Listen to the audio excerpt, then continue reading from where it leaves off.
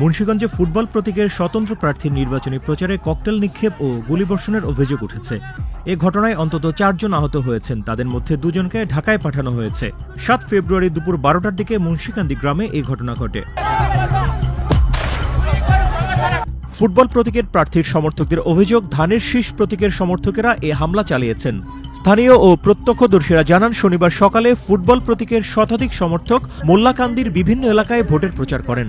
তারা মুন্সিকান্দি গ্রামে গেলে ধানের শীষ সমর্থকদের সঙ্গে কথা কাটাকাটি হয়। এক পর্যায়ে ককটেল বিস্ফোরণ ও রামদা বন্দুক নিয়ে তাদের ধাওয়া দেওয়ার ঘটনা ঘটে। এরপর দুপক্ষের মধ্যেই ধাওয়া পাল্টা ধাওয়া হয়। সংঘর্ষের সময় ছোড়া ককটেল ও গুলিতে আহত 4 জনের মধ্যে 2 জনকে চিকিৎসার জন্য ঢাকায় পাঠানো হয়েছে।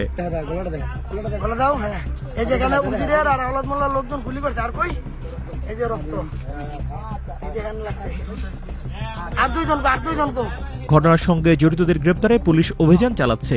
খবর পেয়ে পুলিশ সাথে সাথে ঘটনাস্থলে যায় এবং পরিস্থিতি নিয়ন্ত্রণে আনে। বর্তমানে পরিস্থিতি পুরোপুরি স্বাভাবিক, পুলিশ এলাকায় আছে, কোথাও কোনো ধরনের সমস্যা নেই। এলাকায় বিপুল সংখ্যক পুলিশ ও বিজিবি মোতায়েন করা হয়েছে। মেহেদী হাসান, প্রথম আলো।